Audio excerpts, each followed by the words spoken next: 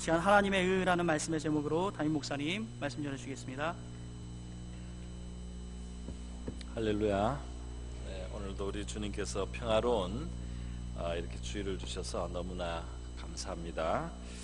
우리 온 교회가 이렇게 한번 모인 김에 한번 기도 한번 하면 좋겠습니다. 우리 7, 8월에 있는 우리 주일학교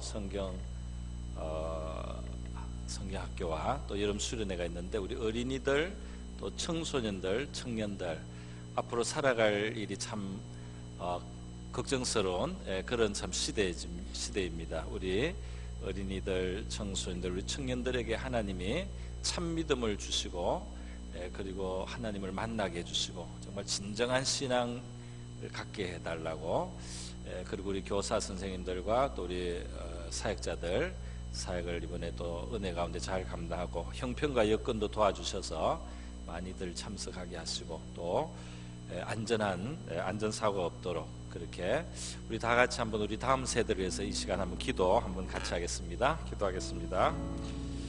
하나님 아버지 감사를 드립니다. 우리가 하나님 앞에 할 수 있는 이 귀한 일 하나님 앞에 기도할 수 있다는 건 감사를 드립니다.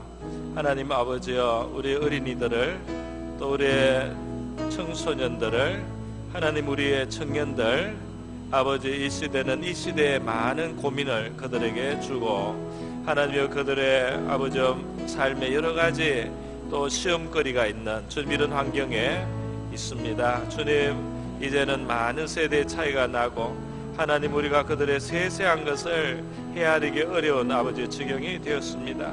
그러나 변함이 없으신 주님 우리의 자녀들의 주님이 되어주시고 우리 어린이들의 살아계신 주님이 되시고 우리의 청소년들에게 참으로 유쾌한 아버지 참으로 그들에게 신나게 하는 그들의 마음에 기쁨을 주는 그들에게 소망과 평안을 주시는 우리 주님 되어주시옵소서. 우리 청년들에게 그들의 미래를 주장하시는 살아계신 하나님으로 아버지 알게 하시고 주님 우리 청소년들 어린이들 우리 청년들의 마음속에 하나님을 믿으며 아버지 참 그 하나님을 알고 인격적으로 알 수 있도록 주님 은혜 주시기를 원합니다. 우리 교사들에게도 많은 은혜를 주시옵소서. 영육간에 힘을 주시고 여건과 형편 가운데도 역사해 주셔서 하나님의 이 섬김과 봉사가 용이할 수 있도록 도와주시기를 원합니다.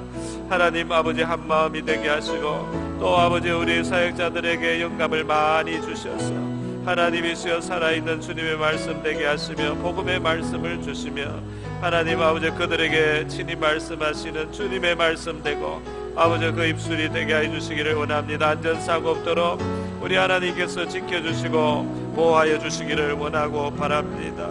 하나님 아버지 주님의 성령의 만지심을 받게 하여 주옵소서. 아버지 마음의 짐이나 무거운 염려 또 아버지 근심과 걱정 하나님의 받은 상처들 하나님이 우리 살아나가는데 어렵게 하는 여러 가지 걸림들이 있습니다. 주님의 손이 만져주셔서 위로하여 주시옵시고 싸매어 주시고 치료하여 주시옵시고 고침을 주시고 건전하게 건강하게 만들어 주시기를 원하고 바랍니다. 하늘의 문을 여시고 하나님 아버지 땅에 아버지부터 우리의 마음 아버지 영원한 것을 바라보게 하시고 하나님 아버지 우리 하나님의 그 능력에 지극히 크신 것을 알게 하소서. 우리 하나님을 아는 지식을 주시옵소서. 마음의 은혜를 주시옵소서. 위로를 주시옵소서. 아버지여 미쁘신 주님이 그들의 삶의 주인 아버지 주인이 되시고 목자가 되어 주시기를 원합니다. 할렐루야. 이 시간 말씀도 베풀어 주시옵소서. 고마우신 아버지 감사드립니다. 오늘 이렇게 평화로운 주일 오후를 주셔서 우리 하나님 앞에 모여서 예배하며 마음껏 찬양할 수 있는 이 풍성한 아버지 은혜를 우리가 누리고 또 이 시간 또 우리 자녀들을 위하여 간절히 기도할 수 있는 이 시간 주심을 감사드립니다. 주님 이 시간 말씀도 베풀어 주셔서 아버지 온 우리 심령에 하나님 믿음이 참된 믿음이 임하게 하시고 하나님 아버지 이 시간을 통하여 우리 하나님의 선하심과 은혜로우심과 우리 하나님이 주시는 의의 그 좋은 풍성함을 우리가 깨닫는 이 시간 되기를 원합니다. 이 시간을 주님께 의탁하며 고마우신 예수님의 귀하신 이름으로 기도드립니다. 네, 우리 오늘 로마서 9장 끝부분에서 10장 앞부분으로 걸쳐서 본문 말씀을 대략 잡아봤습니다. 로마서, 이제 여러분이 이 오후 예배에 참석을 많이 하신 분들은 뭐 세세한 걸 우리가 다 항상 알 수는 없지만은 큰 로마서의 내용이 뭐다 하는 것을 언제는 좀 여러분이 이해를 하셨으리라고, 하시고 있는 중이라고 믿고 싶습니다. 그래서 로마서 8장까지는 우리가 아주 많이, 평소에 많이 듣는 진리의 내용이죠. 죄의 현실, 그죠? 죄의 현실, 모든 인류가 예외가 없단 말이죠. 그리고 하나님은 인류의 그 스스로의 행위의 의로는 인류를 구원하실 수 없다는 것을 아십니다. 그래서 믿음의 도리로 우리에게 의를 주시는데, 우리는 믿고 대신에 우리의 믿음이 대상이 되시는 하나님의 아들 예수 그리스도는 이 세상 그 누구의 그 어떤 행위와도 비교할 수 없는 최고의, 최대의 엄청난 일을 그분이 행하시고, 우리는 믿음으로 그분에게 연결이 되어서요 그 의가 우리에게 주어지는 것입니다. 할렐루야.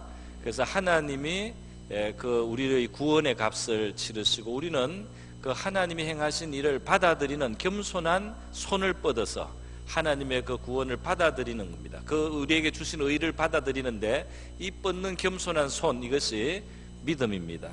믿음으로 그를 받아들이고 모셔드려요. 그러면서 성령님이 우리에게 오셔서, 그 예수의 영이 우리에게 오셔서 실제로 예수와 우리가 연결이 됩니다. 연결이 되어서 그 예수님이 보좌 위에서 우리를 위해서 기도해 주시고, 또 우리 안에 오신 예수의 영 성령께서 우리를 위해서 탄식하며 기도해 주시고, 또 우리에게 영감을 주시고 우리를 이끄시는 이러한 신앙생활, 이것이 이제 구원받은 삶이라는 것을 말씀을 했어요. 그리고 9장으로 들어와서 이러한 구원의 역사가 일어나는 데 있어서 하나님의 영원한 주권적인 택하심이 이 구원의 모든 일들을 가능하게 하는 뒤에 있는 그 은혜다 하는 것입니다. 그 이 하나님의 영원한 택하심이 우리의 행함에 있지 아니하고 오직 부르신 이의 뜻에 의해서, 우리 하나님의 뜻이 말이죠, 우리를 구원하는 우리의 그 구원의 기초가 된다는 놀라운 말씀을 했습니다. 그래서 제가 이제 9장, 10장, 11장에는 이 주제가 큰 주제라고 말씀을 드렸고, 이 주제와 함께, 그러니까 우리가 우리 자신의 구원을 생각할 때는 어떻게 하라고요?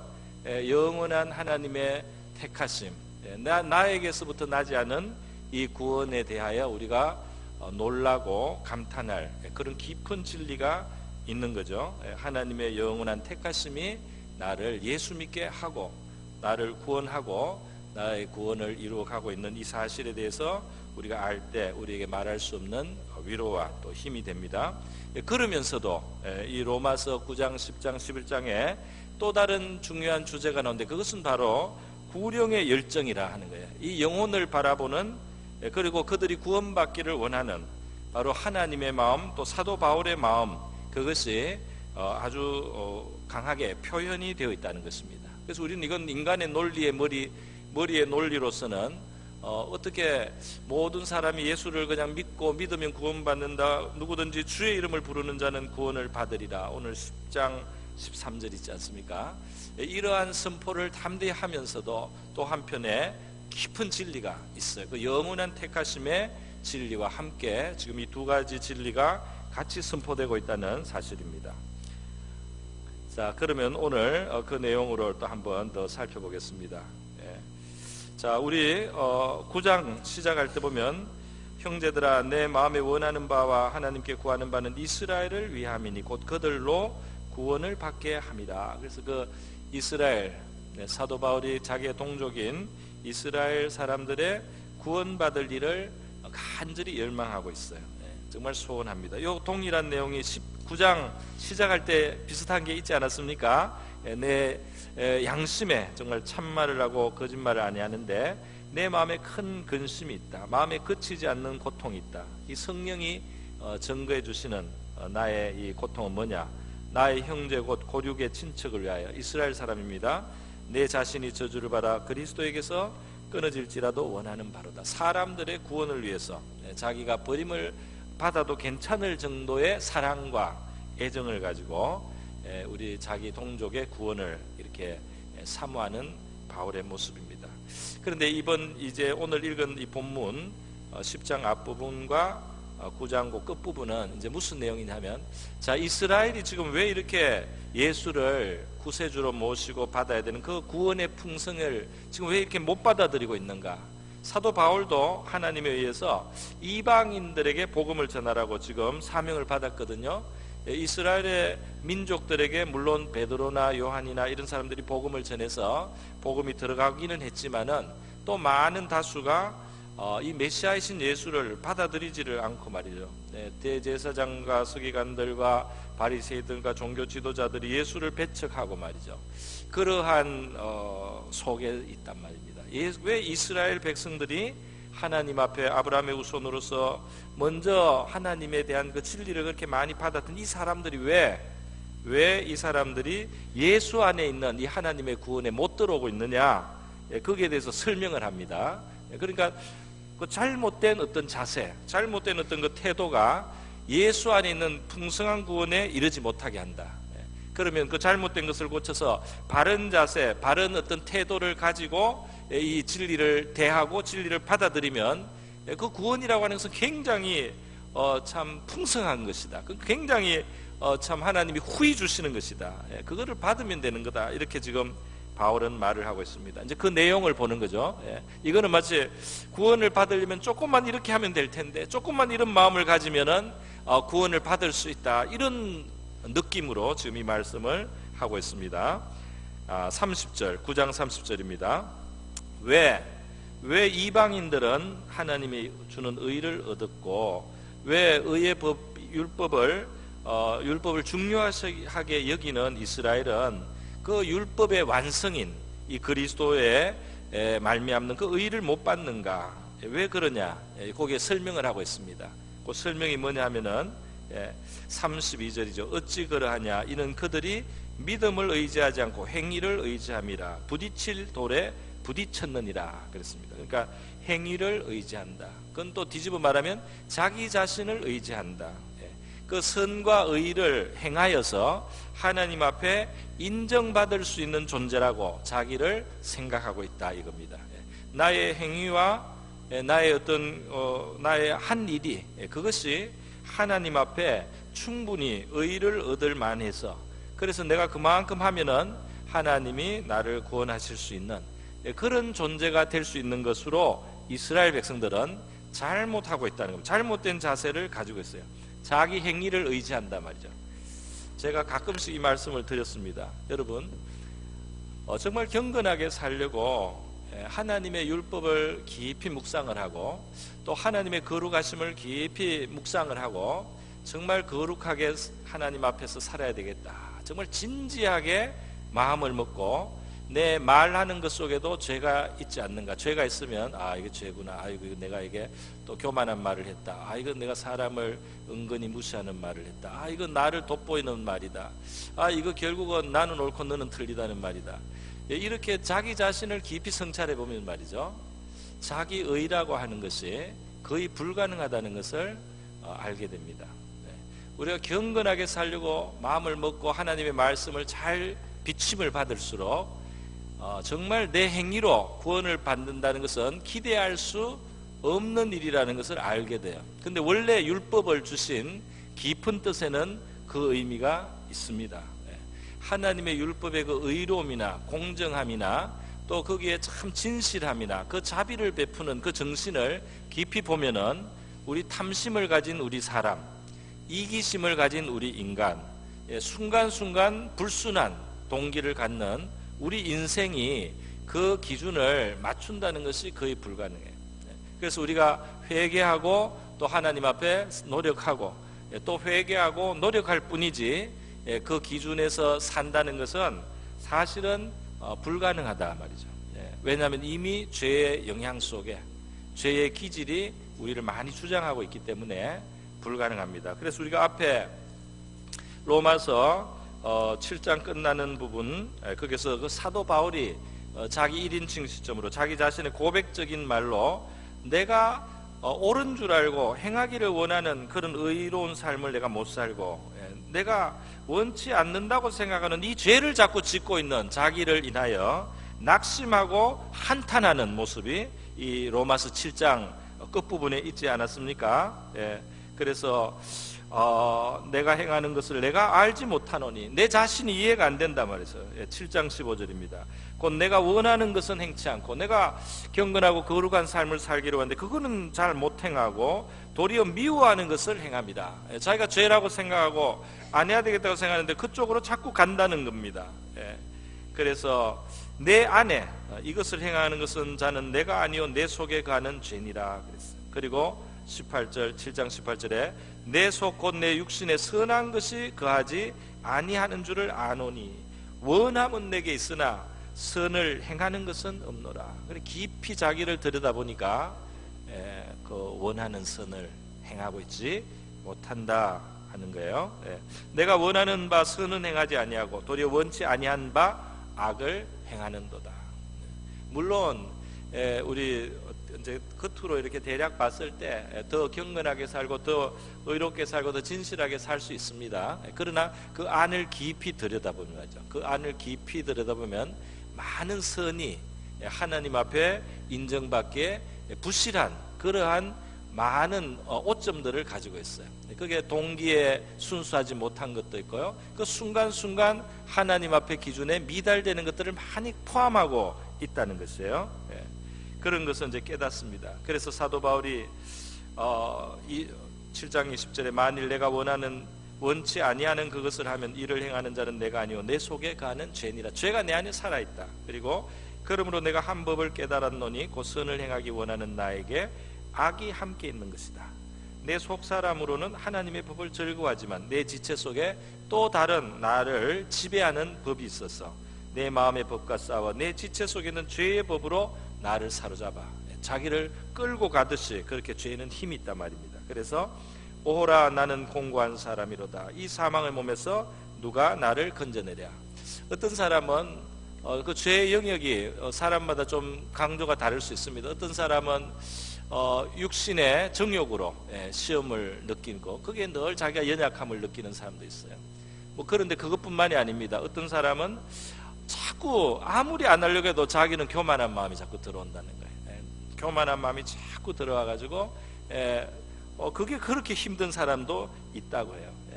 사람마다 그게 다릅니다. 어떤 사람은 자기가 거짓되다는 것을 자꾸 느끼는 거예요.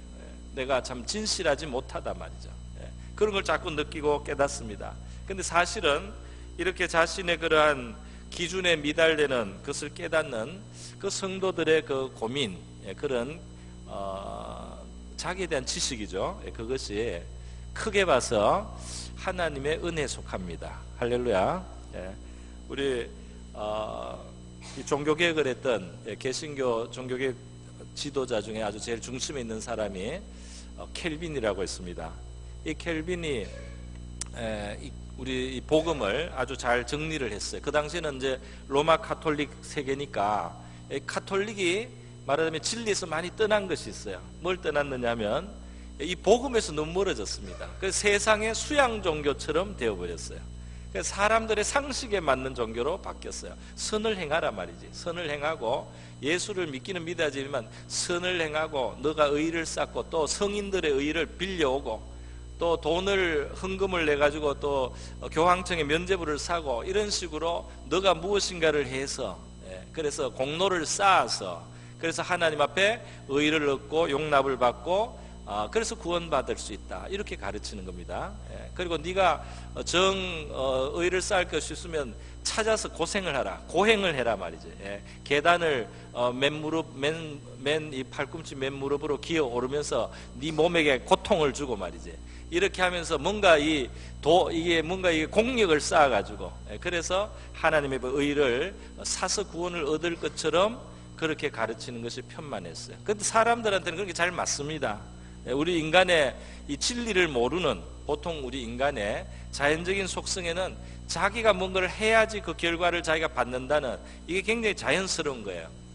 그래서 그 속에 밑바닥에 뭐가 있느냐 하면 여전히 자기가 의를 세울 수 있는, 자기가 의로울 수 있는 존재가 될 수 있다는 착각, 죄인이 자기의 분수를 알지 못하는 그 상태에 있는 거예요. 그래서 자기에 대한 정확한 진단을 못하고 있기 때문에 우리를 아시고 우리에게 구원의 방편을 주신 그 하나님의 선물을 받아들이지 못한다는 겁니다.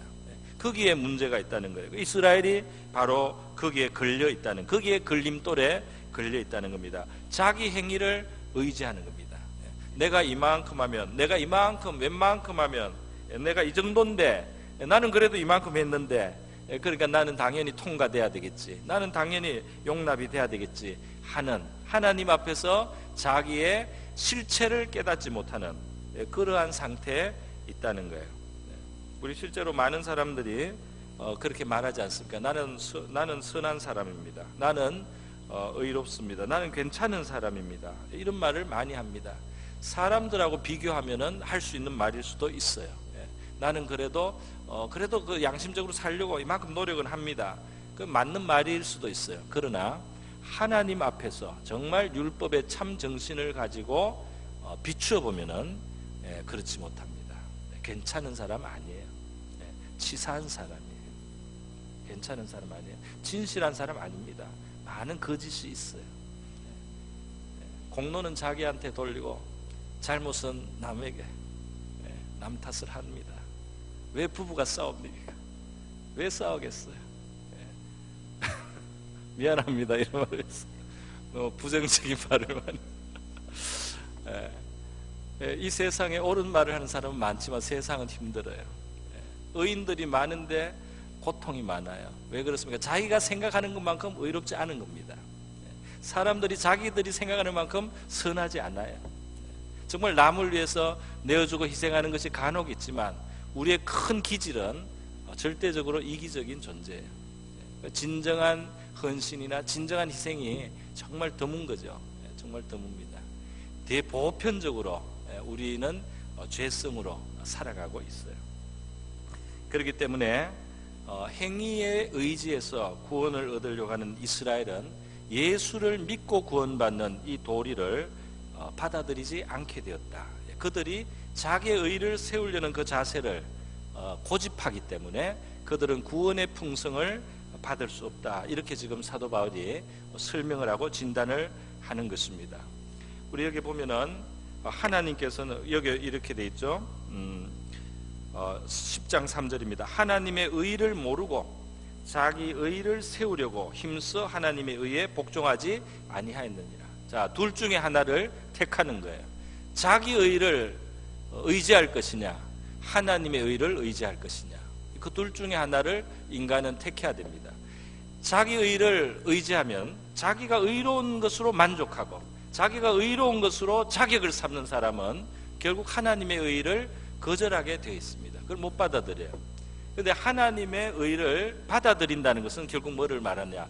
더 이상 자기의 의를 의지하지 않는 것을 말합니다. 할렐루야. 더 이상 내가 뭘 했고, 내가 얼만큼 했고, 내가 남보다 얼만큼 낫고, 내 의지가 얼마나 남보다 훌륭하고, 내가 얼마나 이렇게 하고 하는, 그거를 더 이상 이야기하지 않는, 그거는 더 이상 의지할 거리가 못 된다는 것을 아는, 그것과 하나님 의를 받아들인 것이 같이 가는 거예요.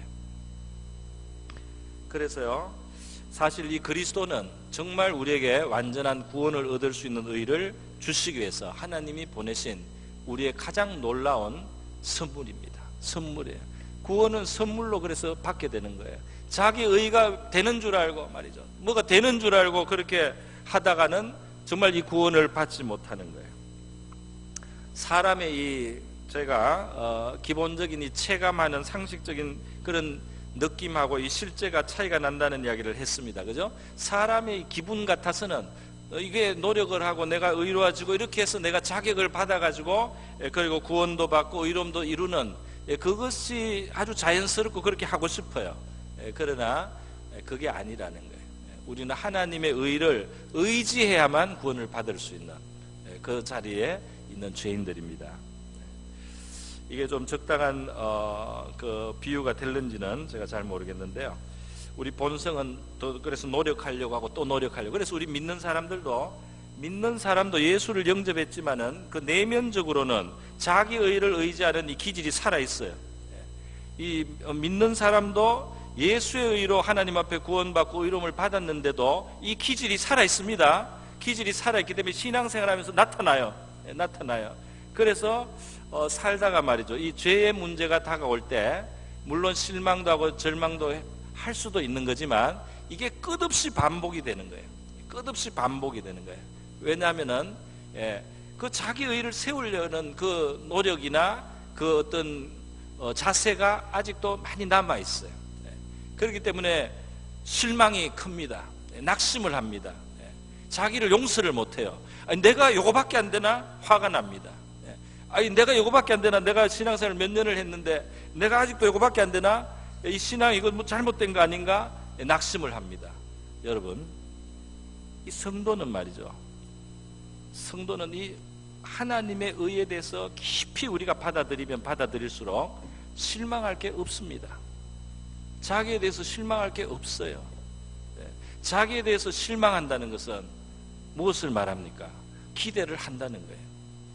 너 나아져가지고 또 이만큼, 나는 이만큼 그래도 돼야지. 나는 이만큼 될 수 있는 사람인데.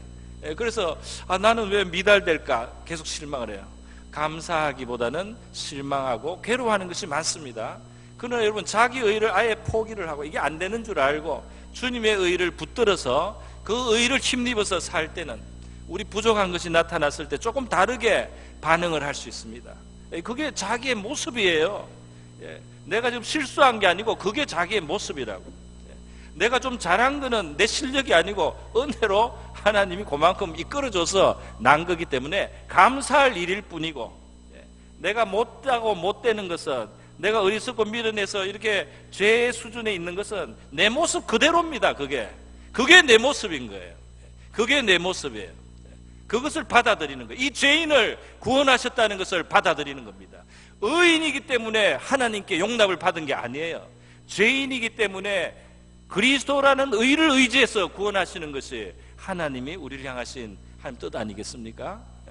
그래서 오늘 예수님에 대해서 말을 할 때 뭐 예수님을 왜 뭐 끌어내리려고 하느냐, 왜 예수님을 뭐 끌어올리려고 하느냐, 이런 표현이 지금 6절에 있지 않습니까? 6절 7절 말이 이게 도대체 무슨 말인가 싶어요.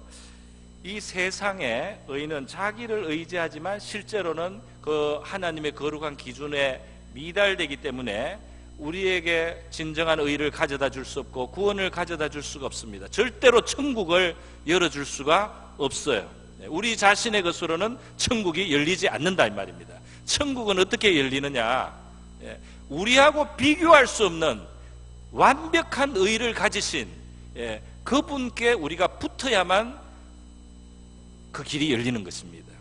그 길이 그분께 붙어야 열리는 거예요. 그분은 어떤 일을 하셨느냐, 그분은 하늘에 오르셨습니다. 하늘에 오르신 분이에요. 또 그분은 무저갱까지 내려가신 분이에요. 자, 이 뜻이 무엇일까요? 이 뜻을 제가 한번 이렇게 설명해 보겠습니다. 그리스도는 분명히 무저갱까지 내려가시고 또 부활 성천에서 하늘에 오르셨어요. 왜 그리스도는 이런 일을 하십니까? 자기 의를 의지하는 사람은 이것이 별로 관심이 없습니다. 이 일이 별로 중요하지 않습니다. 그리스도가 지옥의 고통을 당하고 십자가에서 저주와 그런 죄의 모든 형벌을 당한 그 일이 자기한테 별로 중요하지가 않습니다.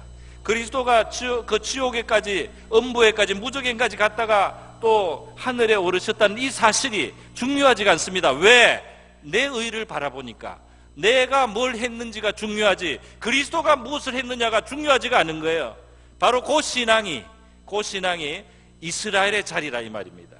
실패하는 이스라엘의 자리는 바로 거기에요. 자기가 무엇을 했느냐 안 했느냐는 관심이 민감합니다. 내가 어지 못하던 요만큼 했단 말이에요. 내가 조금 뭘 더 했다, 내가 조금 더 신앙적인 의무를 더했다, 그것만 신경을 쓰지 그리스도가 내려오신 일이라든지 그리스도가 올라가신 일이라든지 그리스도가 하신 그 일이 중요하지가 않습니다. 그래서 그리스도를 무시하고 외면하는 거예요. 그러나 우리에게 정말 구원을 주는 그 의는 말이죠, 우리의 관심을 그리스도에게로 향하게 하는 겁니다. 내가 조금 잘했고 조금 못한 것은 덜 중요합니다.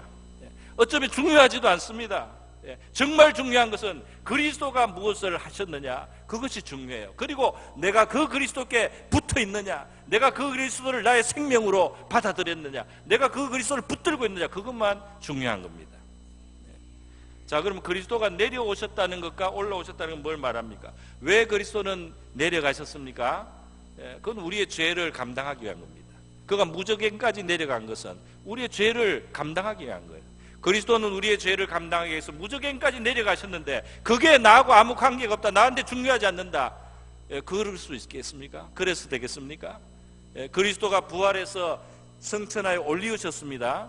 그래서 나도 그분이 나를 포함해서 자기에게 끌어안아서 자기와 우리를 붙여서 예수가 우리의 영혼을, 우리의 그 영적인 신분을 이 하늘 백성으로 그렇게 만들어주신 그 일이 나한테 중요하지 않단 말입니까? 그래서요, 이 자기 의를 쫓는 사람은, 이 믿음으로 난 의는 그리스도가 내려오신 것, 저주를 받으신 것, 그리고 그리스도가 성천하셔서 영광에 오르신 것이 바로 나의 일입니다. 나의 일이 되는 거예요. 그것이 나에게 중요한 거예요. 그런데 믿음으로 난 의가 아닌 자기 의를 주장하는 사람한테는 이러한 일들이 중요하지가 않아요. 계속 자기가 뭘 했고 안 했고가 중요하게 남아있는 겁니다. 그래서 한 개 있으면 자랑하는 거예요.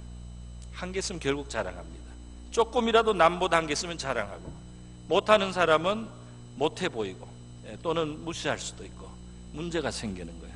그런데 우리의 의가 그리스도의 그 하신 일에 나의 의의 모든 기초가 있다는 것을 아는 사람은 자랑할 게 자기가 아니죠. 주님을 자랑하게 되겠죠. 또 감사하겠죠. 감사하게 되는 것입니다. 그리고 나를 위해서 하나님의 아들이 그렇게 내려가셔야만 됐다는 이 사실이 얼마나 우리를 겸손하게 하는 진리입니까? 그렇지 않습니까? 결국 우리가 예수를 잡아먹고 사는 거잖아요. 예수의 살과 피를 먹어서 우리가 사는 거잖아요.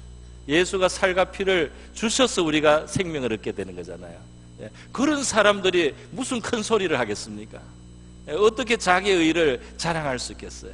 하나님의 아들을 정말 잡아먹어야만 사는 그런 존재들이 자랑할 것이 뭐가 있겠느냐는 거예요. 그래, 그리스도의 이 내려오심과 올리우심은 말이죠, 앞에 우리 성령에 대해서 8장 부분에서 말씀할 때 설명을 했습니다. 결국 바로 이 예수의 내려오심과 예수의 올리우심은 지금 성령이 우리 안에 오셔서 예수 믿고 성령 받아 성령을 모신 우리에게 우리의 현실이 된다. 예수의 그 일은 나의 것이 된다. 내가 저주받은 것으로 하나님은 여기신다. 내가 죄의 형벌과 심판을 십자가에서 예수와 함께 받은 것으로 처리가 되기 때문에 내 죄 문제가 해결이 되는 겁니다. 그리고 내가 지금 예수 믿고 성령 받으면 그 하늘에 올리우신 예수와 내가 연결되어 있기 때문에 내 신분이 하늘에 속한 거예요. 하늘에 속해 있는 자가 된 겁니다. 그걸로 갈 거예요. 그렇기 때문에. 자, 여러분, 그래서 예수님의 이렇게 오르고 내리신 것을 우리가 만약에 비주얼, 눈으로 보는 것으로 설명하자면, 이 하나님의 아들이 하늘에서부터 내려와서 지옥까지 내려오고, 그 다음에 이 무저행에서부터, 이 지옥이라는 것은 이제 고난받으셨다, 저주받으셨다는 뜻입니다. 그리고 무덤까지. 그리고 부활하셔서 하늘까지 올리셔서, 말하자면 하늘과 땅 사이에 사닥다리가 놓였습니다. 하늘과 땅 사이에 길이 닦였습니다. 길이 닦였어요. 그 예수께 붙어서 내가 곧 길이요 진리요 생명이니 나로 말미암지 않고는 아버지께로 천국으로 갈 자가 없느니라. 예수님이 이렇게 길을 여셨단 말입니다. 그 여신 길로 가야만 구원에 이릅니다. 할렐루야. 우리의 작은 도토리 키재기 같은 작은 의를 가지고 벽돌 100장을 쌓는다고 하늘에 오르겠습니까? 벽돌 500장을 쌓는다고 하늘에 오르겠습니까? 하늘로 이어져 있는 사닥다리를 타야지 하늘에 오르지, 내가 쌓을 수 있는 작은 그 도토리 벽돌 같은 걸 쌓아가지고 그 위에 올라선다고 하늘에 도달할 자는 없다 이겁니다. 제가 비유하려고 했던 것은 이거였어요. 이제 우리 애가 영국에 있습니다. 한 8,000, 9,000 킬로 정도 돼요. 비행기 탈 때 보니까 그 정도 8,000 몇백 킬로예요. 그래서 그거를 이제 제가 아까 전에 계산을 해봤는데 하루에 100리를 달리면 한 200일 걸립니다. 걸어서 가면. 그래서 멀리 있죠. 걸어가는 게 확실한 것 같아요. 확실하게 내가 가는 거니까 내 발로. 그런데 그렇게 하면 제가 영국에 갈 수 있겠습니까? 제가 그렇게 가려면 히말라야를 넘어가야 돼요. 확실하기는 한데 갈 길이 너무 멉니다. 히말라야를 넘어가요.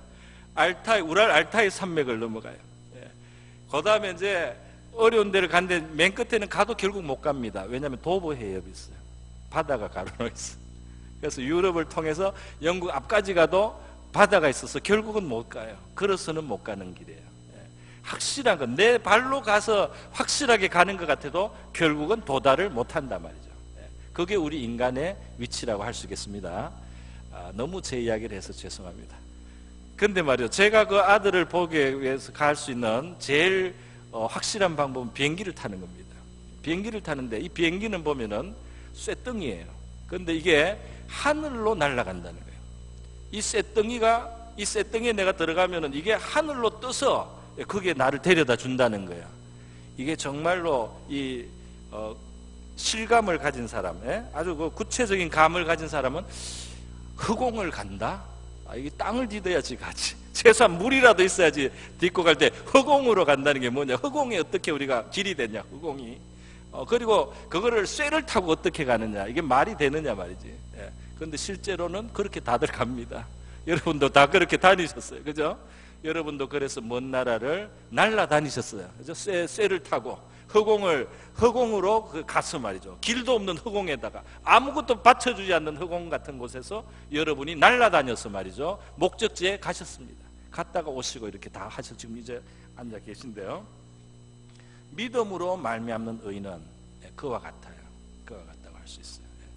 그것은 우리의 느낌으로는 그게 되겠나 싶은, 그게 뭐냐 싶은, 그게 너무나 이게 안 될 것 같지만은 그것이 우리를 목적지로 데려다 줍니다. 내가 한 걸음 한 걸음 걷는 이것이 확실한 것 같아도 이것으로는 절대로 도달할 수가 없는 거예요. 자기의 행위를 의지해서는 절대로 의에 이를 수 없고 구원에 이를 수 없고 천국의 길이 열리지 않습니다. 너무너무 부족한 거예요. 그 길은 너무나 먼 길이고 불가능한 길이다, 이 말입니다. 그래서 여러분, 결국 저는 했던 말씀을 많이 반복을 해서요, 이제 그만하겠습니다. 그렇기 때문에 이 구원의 길, 여러분, 그래서 200날을 걸어가지고 하루에 100리씩, 그것도 하루에 100리씩 아주 애를 다해서 가서 그것도 200날을 가도 도보 해협에서 결국 여러분은 좌절됩니다. 히말라야를 넘어갔을지는 몰라도 도보 해협에서 좌절되는 거예요. 우랄 알타이를 넘어갔을지는 몰라도 결국은 도보 해협에서 스탑! 못 가는 겁니다. 그러나 여러분이 하나님이 준비한 비행기를 타야 되는 거죠. 예수 그리스도라는 구원의 비행기를 타는 겁니다. 하늘 방주를 타는 거죠. 거기에 걸어 들어가면 안 될 것 같은데 거기서 해결이 되는 겁니다. 거기서 해결. 그게 떠서 그게 이 땅에서 하늘까지, 또 하늘에서 땅까지 우리를 연결시켜 주는 겁니다. 그래서 우리가 목적지에 갑니다. 천국에 갈 수 있고 하나님께로 갈 수가 있게 되는 줄을 믿습니다. 자, 이래서 마음으로 믿고 입술로 시인하는 거, 그게 되겠나? 그게 뭐야? 그거 가지고 될까? 여러분이 애쓰고 땀 흘리고 무슨 짓을 다해서 노력을 하는 것보다 마음으로 믿고 입술로 고백하는 그것으로 말미암아서 말로 비교할 수 없는 결과가 나타나는 거예요. 구원이 이루어지는 거예요. 할렐루야. 그는 자기를 부르시는 모든 자에게 부여하시도다. 얼마든지 구원을 베풀 수 있다는 거죠. 누구든지 주의 이름을 부르는 자는 구원을 받으리라. 믿기 때문에 부를 수 있다는 겁니다. 의미 없이 부르는 건 안 되겠죠. 그러나 믿기 때문에 그 이름을 부른다면 그것으로 구원을 받을 수 있다. 너무 쉽게.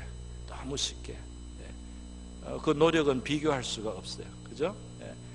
그런데 그래도 땀 흘리고 200날 동안 하루에 100리를 걸어간 그 사람이 더 애쓴 거 아니냐? 그 사람이 더 수고하겠네. 자기 의를 세우려고 잘못 택했기 때문에 수고는 많았으나, 수고는 100배 1000배 했으나 거기에는 도달할 수 없는 한계가 있다, 이 말입니다. 별로 아닌 것 같아 보이지만은 겸손하게 그 비행기로 올라타라 이겁니다. 겸손하게 그 이름을 부르라는 거예요. 겸손하게 그를 마음에 모셔드리라는 거예요. 그리고 그를 의지하라는 겁니다. 할렐루야. 그가 하신 일이 중요하다는 겁니다. 내가 한 일이 중요한 게 아니고 그가 하신 일이 중요하다는 거예요. 그래서 그분께 속함으로 저와 여러분의 구원이 이루어지는 줄 믿습니다. 우리 다 같이 한번 기도하겠습니다. 우리 구원의 도리는 성경에서 이렇게 살펴주고 있지만 인간의 본성에 거슬리기 때문에요, 잘 안 맞는 부분. 그래서 우리가 신앙생활하면서 지치고 피곤하도록 자기 의를 사실은 한편 세우려고 너무 노력을 하고, 그러면서 좌절도 하고 낙심도 하고, 그리고 또 교만해지기도 해요. 조금 히말라야를 한번 넘었다고, 알타이를 건너갔다고 또 자기를 내세우게 됩니다. 그러나 그거로는 안 되는 거예요. 그거는 결국은 바다 앞에 멈추는, 그 하나님의 의에 이룰 수 없는 자기입니다. 그래서 우리는 겸손히 그 주님의 의를 받아들이고, 그리고 그의 비행기를 타고, 구원의 비행기를 타고 믿음으로 사는 법을 배워야 될 줄로 믿습니다. 자기를 의지하지 않는, 행위를 의지하지 않고 하나님의 은혜를 의지하고 그리스도의 의를 의지하는 신앙으로 살아가게 하여 주시옵소서. 우리 다 같이